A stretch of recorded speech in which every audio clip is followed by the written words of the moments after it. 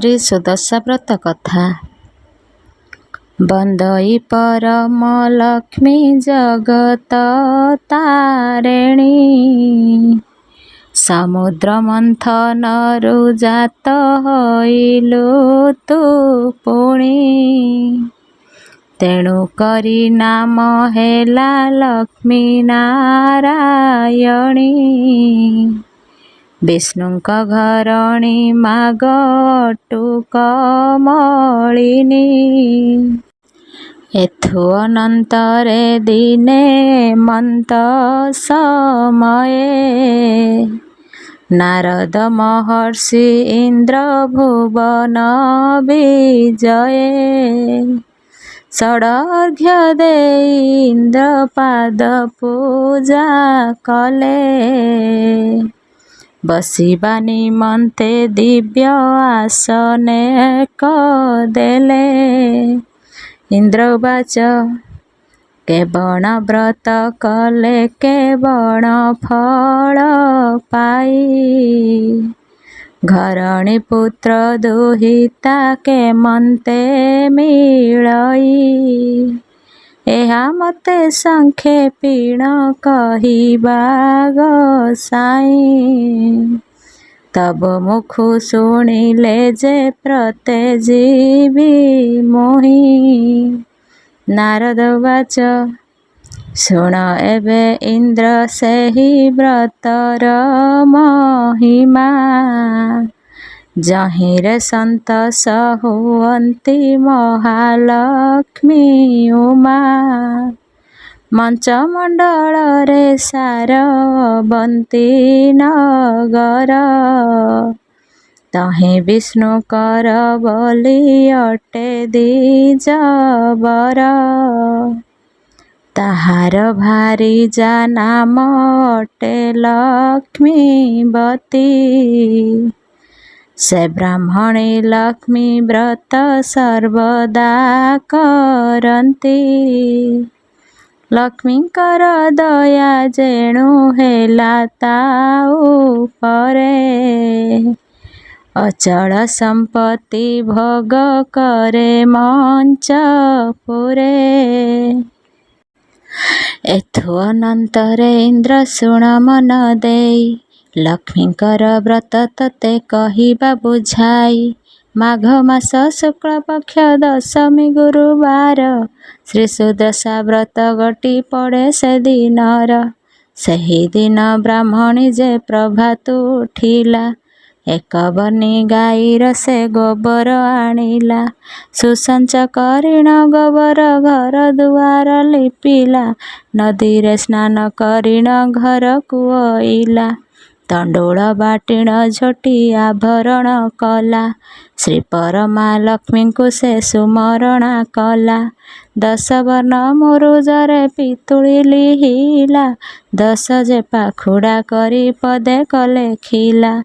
तहिर उपरे पूर्ण घटके स्थापिला, घटर उपरे तुत डाले कथइला।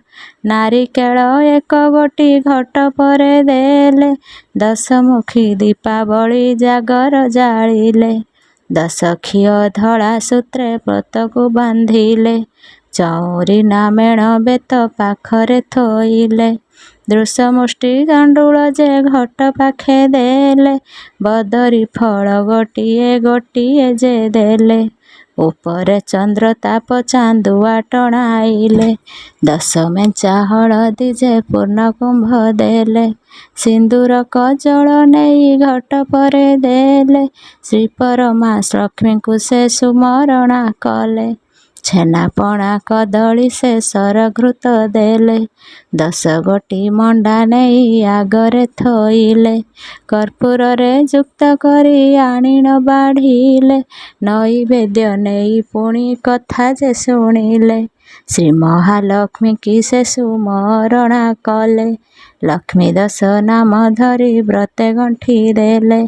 प्रथम गंठीर नाम लक्ष्मी नारायणी, द्वितीय गंठीर नाम हेला कमलिनी, तृतीय गंठीर नाम श्रीहरिहर प्रिया, चतुर्थ गंठीर नाम अटे पद्मालया, ପଞ୍ଚମ ଗଣ୍ଠିର ନାମ ଅଟଇ କମଳା, ଷଷ୍ଠ ଗଣ୍ଠିର ନାମଟି ହୋଇଲା ଚଞ୍ଚଳା, ସପ୍ତମ ଗଣ୍ଠିର ନାମ ଅଟେ ବିଘ୍ନସେନୀ, ଅଷ୍ଟମ ଗଣ୍ଠିର ନାମ ସିନ୍ଦୁର ଦୁଲଣୀ, ନବମ ଗଣ୍ଠିର ନାମ ଦୁର୍ଗତି ନାଶିନୀ, ଦଶମ ଗଣ୍ଠିର ନାମ ବିଷ୍ଣୁ ପାଟରାଣୀ।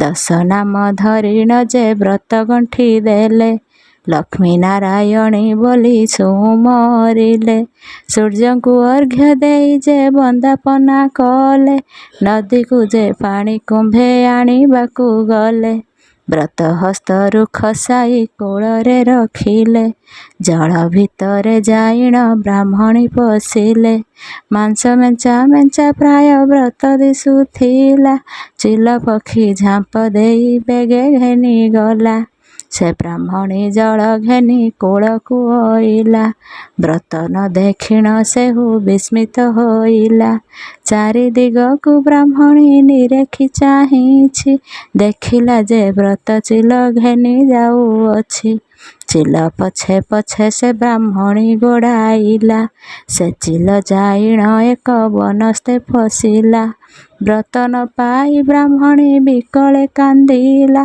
ଚିଲ ପକ୍ଷୀ ବନସ୍ତରେ ଅଦୃଶ୍ୟ ହୋଇଲା, ଏଥୁ ଅନନ୍ତରେ ଇନ୍ଦ୍ର ଶୁଣ ହେ ବଇଲେ, ମୃଗୟା ବିନୋଦେ ନଳ ବନସ୍ତକୁ ଗଲେ, ବ୍ରାହ୍ମଣୀ ରୋଦନ ରାଜା କର୍ଣ୍ଣେ ଯେ ଶୁଣିଲେ, ଏ ବନସ୍ତେ କେ କାନ୍ଦୁଛି ବୋଲିଣ ବଇଲେ, ସୈନିକ ସଖା ଘେନି ରାଜା ବିଜେ କରିଲେ, ବ୍ରାହ୍ମଣୀ ପାଖରେ ଯାଇ ପ୍ରବେଶ ହୋଇଲେ, ବ୍ରାହ୍ମଣୀଙ୍କ ଦେଖି ରାଜା ବିସ୍ମିତ ହୋଇଲେ, କି ନିମନ୍ତେ କାନ୍ଦୁଅଛ ବୋଲିଣ ବଇଲେ, ଏହା ଶୁଣି ବ୍ରାହ୍ମଣୀ ଯେ ରାଜାଙ୍କୁ କହଇ, ମୋର ଦୁଃଖକୁ ବାବୁ ପାରିବେ କି ଫେଇ, ନଳ ରାଜା ବଇଲେ ହେ ଦୁଃଖ ଯେ ତୋହର, ମୋ ଆଗେ କହିଲେ ତାହା କରିବଇଁ ଦୂର, ଏହା ଶୁଣି ବ୍ରାହ୍ମଣୀ ଯେ ବୋଇଲେ ଉତ୍ତର, ସତ୍ୟ କର ତୁମ୍ଭେ ରାଜା କହିବି ଛାମୁର,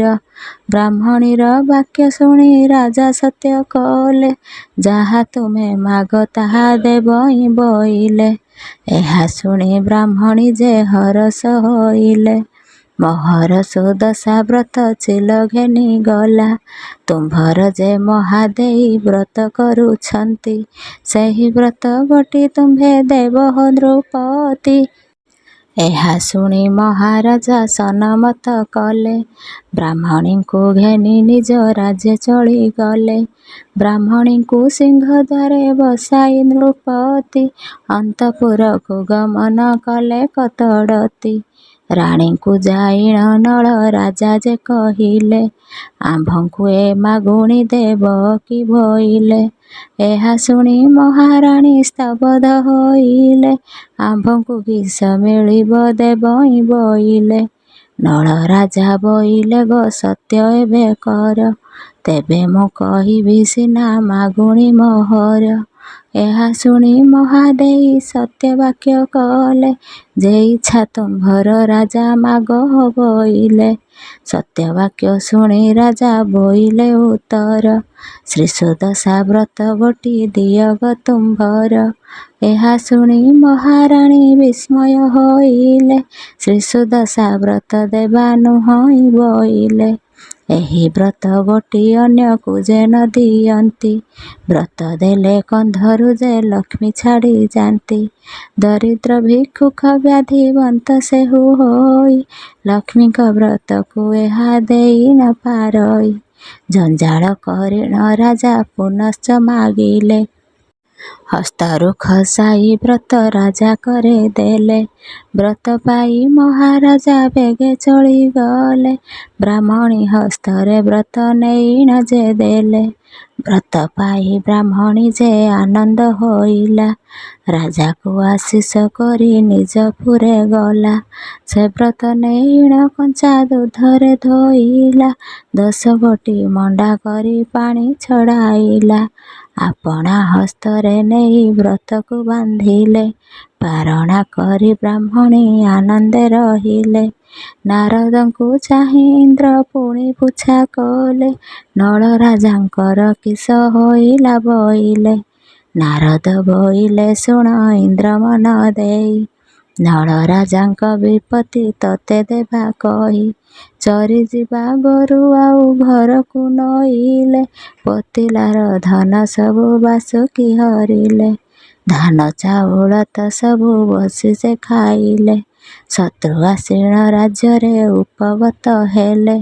ରାଜା ରାଣୀ ବସ୍ତ୍ର ଅନ୍ନ କିଛି ନ ପାଇଲେ, ରାଜାଙ୍କୁ ରାତ୍ରରେ କାଳ ପୁରୁଷ ଡାକିଲେ। ରାଜ୍ୟ ଛାଡ଼ି କରି ରାଜା ପଳାଇଣ ଯା, ରାଜେ ଥିଲେ ନିଶ୍ଚୟ ମରିବୁ ନୃପନାହା। ଏହା ଶୁଣି ନଳ ରାଜା ଚେତିଣ ଉଠିଲେ, ମହାଦେଇ ପାଶେ ଯାଇ ସକଳ କହିଲେ, ଚାଲ ତୁମ୍ଭ ପିତା ଘର ଯିବା ବୋଇଲେ। ଏହା ଶୁଣି ମହାଦେଇ ସନମତ କଲେ, ସଭାଚନ୍ଦ୍ର କୁମରକୁ ହଜାରି ଆଣିଲେ। ଗୃହକୁ ଛାଡ଼ିଣ ବିଜେ ରାଜା ରାଣୀ ଗଲେ, ପ୍ରଥମରେ ଯାଇ ଏକ ପୋଖରୀ ଦେଖିଲେ। ଏଠାରେ ସ୍ନାନ ରାଣୀ କରିବା ବୋଇଲେ, ଏଠାରେ ସ୍ନାନ କରି ସେ କିସ ଯେ କରିବା, ପାଖରେ ତ କିଛି ନାହିଁ କଣ ଖାଇବା। ଏହା କହି ରାଜା ରାଣୀ ଜଳରେ ପଶିଲେ, ଚାରୋଟି ଗଡ଼ିଶା ମାଛ ଧରିଣ ଆଣିଲେ। ଏହି ମାଛ ପୋଡ଼ି ରାଣୀ ରଖିଥାଅ ନେଇ, ପାଖେ ଅଛି ଗ୍ରାମେ ଭିକ୍ଷା ମାଗିଣ ଆଣଇ। ଏହା କହି ମହାରାଜା ବିଜେ କରି ଗଲେ, ବିଷ୍ଣୁଙ୍କର ପଣ୍ଡା ଘରେ ପ୍ରବେଶ ହୋଇଲେ। ଆମ୍ଭଙ୍କୁ ଭୋଜନ କିଛି ଦେବ କି ବୋଇଲେ, ଏହା ଶୁଣି ବ୍ରାହ୍ମଣୀ ଯେ ଅନ୍ନ ଆଣିଦେଲେ। ହରଷ ହୋଇ ରାଜା ଲେଉଟି ଅଇଲେ, ଗୃହେ ପତ୍ନୀ କରେ ଅନ୍ନ ଦାନକୁ ଥୋଇଲେ। ଝାମ୍ପ ଦେଇ କାଳ ପକ୍ଷୀ ଦାନ ଘେନି ଗଲା, ତଳେ ପଡ଼ି ଅନ୍ନ ମାଟି ଧୂଳି ହୋଇଗଲା। ବିରସ ହୋଇଣ ରାଜା ସେଠାରୁ ଆସିଲେ, ଏହା ଦେଖି ମହାରାଣୀ ସ୍ତମ୍ଭୀଭୂତ ହେଲେ। ଯେଉଁ ମାଛ ପୋଡ଼ି ରାଣୀ ରଖିଥିଲେ ନେଇ, ସେହି ମାଛ ଜୀବ ପାଇ ଜଳେ ଗଲେ ଡେଇଁ। ଆଚମ୍ବିତ ହୋଇ ରାଣୀ କଲେ କ୍ରନ୍ଦନ, ପାଶେ ଆସି ମହାରାଜା ମିଳିଲେ ବହନ। ମହାରାଣୀ ବୋଲେ ଲକ୍ଷ୍ମୀ ଛାଡ଼ିଲେ ଆମ୍ଭଙ୍କୁ, ପୋଡ଼ା ମାଛ ଜୀବ ପାଇ ଡେଇଁଲେ ଜଳକୁ। ଏହା ଦେଖି ମହାରାଜା ବିସ୍ମୟ ହୋଇଲେ, ଚାଲ ଏଠାବରୁ ଯିବା ବୋଲିଣ ବୋଇଲେ। ଏତେ କହି ରାଜା ରାଣୀ ବିଜେ କରି ଗଲେ, ବନସ୍ତ ଭିତରେ ଏକ ନଦୀ ଯେ ଦେଖିଲେ। ସଭାଚନ୍ଦ୍ର କୁମରକୁ କୋଳରେ ଧଇଲେ, ନଦୀ ପାର ହୋଇ ରାଜା ରାଣୀ ଯାଉଥିଲେ। ଏମନ୍ତ ସମୟେ ଏକ କୁମ୍ଭୀର ମିଳିଲା, ସଭାଚନ୍ଦ୍ର କୁମରକୁ ତଡ଼ତି ଗିଳିଲା।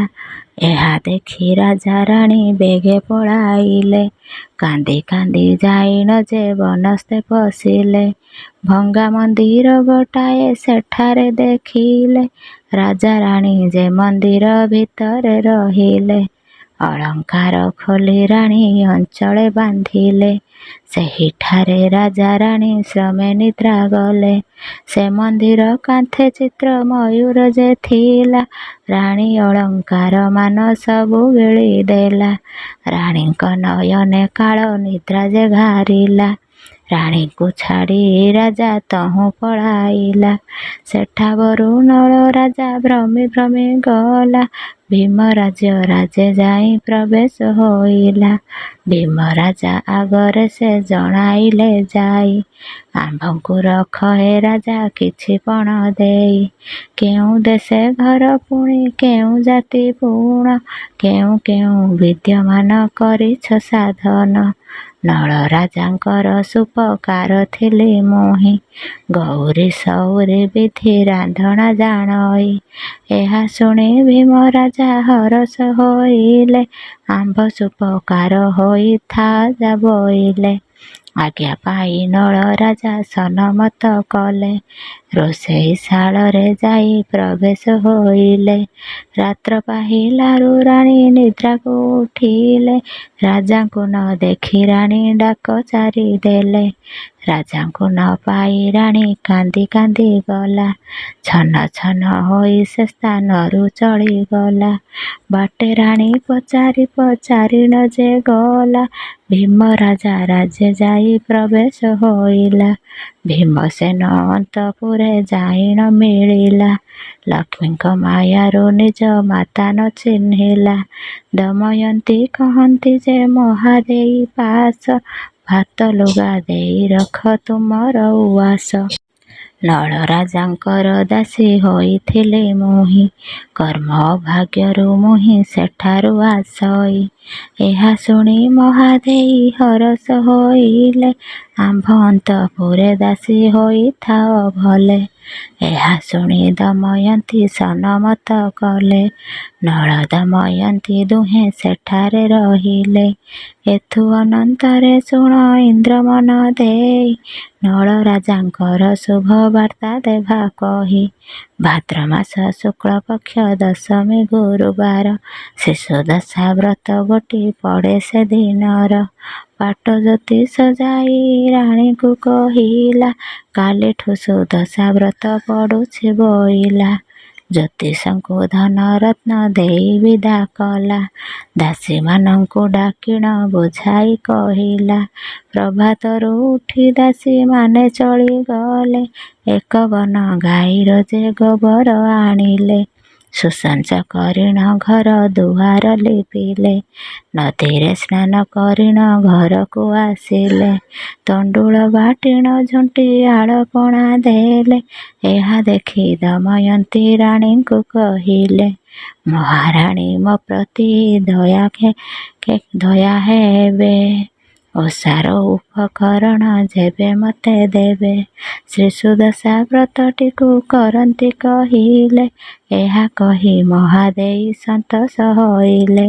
ବ୍ରତ ଯେ କର ତୁମ୍ଭେ କରବ ବୋଇଲେ। ଦମୟନ୍ତୀ ଶୀଘ୍ର ସ୍ନାନ କରିଣ ଆସିଲେ। ଅତି ଯତନରେ ନେଇ ଘଟ ଯେ ସ୍ଥାପିଲେ, ହଳଦୀ ଚନ୍ଦନ ନେଲେ ଘଟ ପରେ ଦେଲେ। ଚୂଡ଼ ଝାଳ ଦେଇ ଦୀପ ମାନ ଲଗାଇଲେ। ଧୂପ ଦୀପ ନୈବେଦ୍ୟ ଯେ ଗନ୍ଧ ପୁଷ୍ପ ଦେଲେ। ପୁରମଣ୍ଡା ଦଣ୍ଡ ଗୋଟି ଆଗରେ ଥୋଇଲେ, ମହାଲକ୍ଷ୍ମୀଙ୍କୁ ସୁମରି ସେଠାରେ ବସିଲେ। ଲକ୍ଷ୍ମୀ ଦଶ ନାମ ଧରି ବ୍ରତେ ଗଣ୍ଠି ଦେଲେ। ଆସ ଆସ ମହାଲକ୍ଷ୍ମୀ ହୃଦେ ସୁମରିଲେ। ପ୍ରଥମ ଗଣ୍ଠିର ନାମ ଲକ୍ଷ୍ମୀ ନାରାୟଣୀ, ଦ୍ୱିତୀୟ ଗଣ୍ଠିର ନାମ ହେଲା କମଳିନୀ, ତୃତୀୟ ଗଣ୍ଠିର ନାମ ଶ୍ରୀହରି ପ୍ରିୟା, ଚତୁର୍ଥ ଗଣ୍ଠିର ନାମ ଅଟେ ପଦ୍ମାଳୟା, ପଞ୍ଚମ ଗଣ୍ଠିର ନାମ ଅଟଇ କମଳା, ଷଷ୍ଠ ଗଣ୍ଠିର ନାମ ହୋଇଲା ଚଞ୍ଚଳା, ସପ୍ତମ ଗଣ୍ଠିର ନାମ ଅଟେ ବିଘ୍ନସେନୀ, ଅଷ୍ଟମ ଗଣ୍ଠିର ନାମ ସିନ୍ଦୁର ଦୋଲଣୀ, ନବମ ଗଣ୍ଠିର ନାମ ଦୁର୍ଗତି ନାଶିନୀ, ଦଶମ ଗଣ୍ଠିର ନାମ ବିଷ୍ଣୁ ପାଟରାଣୀ। ଲକ୍ଷ୍ମୀ ଦଶ ନାମ ଧରି ବ୍ରତେ ଗଣ୍ଠି ଦେଲେ। ପରମା ଲକ୍ଷ୍ମୀଙ୍କୁ ମନେ ସୁମରଣା କଲେ।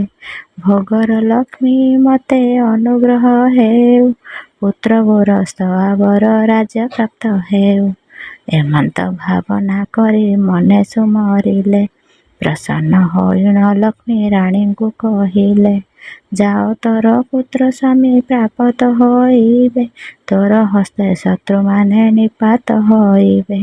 ନଳ ରାଜାଙ୍କୁ ଲକ୍ଷ୍ମୀ ସନ୍ତୋଷ ହୋଇଲେ। ଏଣେ ନଳ ରାଜାଙ୍କର ମନ୍ତ୍ରୀ ବିଚାରିଲେ, ଆମ୍ଭର ଯେ ମହାରାଜା କେଣେ ଚଳିଗଲେ, ରାଜ୍ୟରେ କାହାକୁ ରାଜା କରିବ ବୋଇଲେ। ଏହା ଶୁଣି କେହି ବୋଲେ ହେବି ମୁଁ ରାଜନ, ଆଉ କେହି ବୋଲେ ମୁହିଁ ଦେବି ନୂପରାଣ। ଏହିପରି ପରସ୍ପରେ କରିଲେ କବଳ, ତହିଁ ସୁବୁଦ୍ଧି ନାମରେ ଥିଲା ମନ୍ତ୍ରୀ ବର। ମନ୍ତ୍ରୀ କହେ ଆମ ରାଜା କେଉଁଠାରେ ଛନ୍ତି, ଆଉ ଜଣେ କେଉଁ ପରି ହୋଇବ ନୃପତି।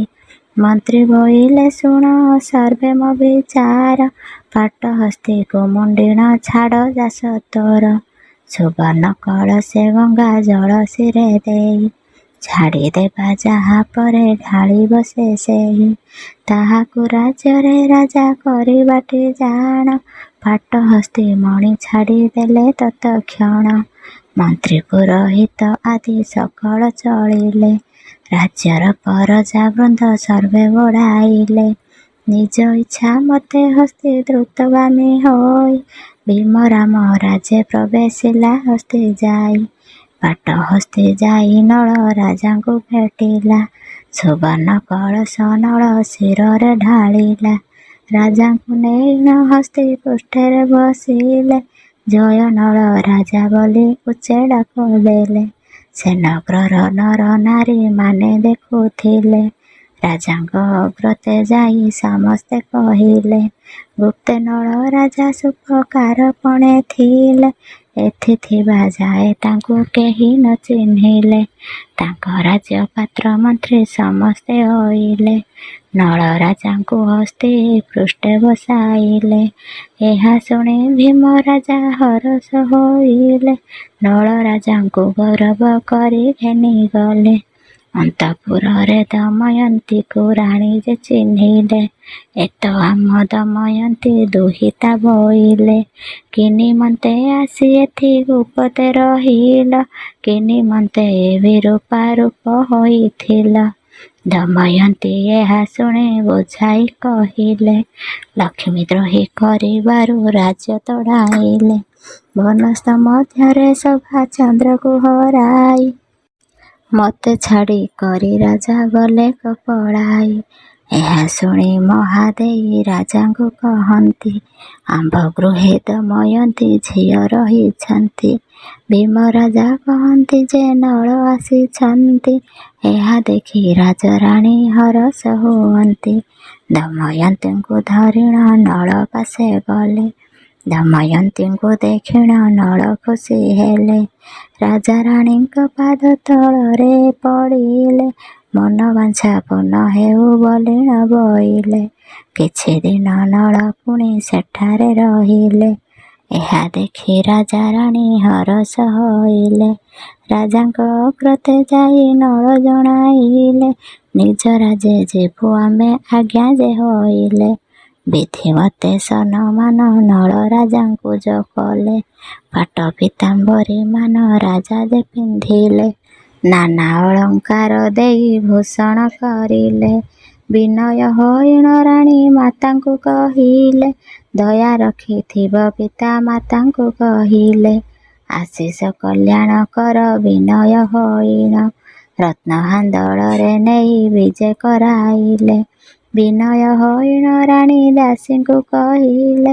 ଏହି ସ୍ନେହ ରଖିଥିବ ସବୁ ପ୍ରଜାମାନେ, ବିଦାୟ ଦିଅ ଯାଉଛି ନିଜ କର୍ମସ୍ଥଳେ। ଶୁଭ ବେଳେ ରାଜାରାଣୀ ରାଜ୍ୟକୁ ଗମିଲେ, ପାତ୍ରମନ୍ତ୍ରୀ ସର୍ବେ ସଙ୍ଗେ ସଙ୍ଗେ ବଢ଼ାଇଲେ। ଶଙ୍ଖ ଶବଦରେ ରାଜ୍ୟ କମ୍ପାଇଲେ, ଶୁଭ ଅନୁକୂଳ ଧରି ବାହାର ହୋଇଲେ। କିଛି ଦୂର ଗଲା ପରେ ମନ୍ଦିର ଭେଟିଲେ, ଜୟ ଶଙ୍ଖ ବୀର ଶବ୍ଦ ତୋରି ବଜାଇଲେ। ଯେଉଁ ମୟୂରଟି ରାଣୀ ମାଳା ଗିଳିଥିଲା, ରାଜାରାଣୀଙ୍କୁ ଚିହ୍ନଟ ଉଦ୍ଗାରିଣ କଲା। ଅଳଙ୍କାର ପାଇ ରାଣୀ ହରଷ ହୋଇଲେ, ସୁରଦେବ ରାଣୀ ସେକୁ ମୁକ୍ତ ହୋଇଗଲେ।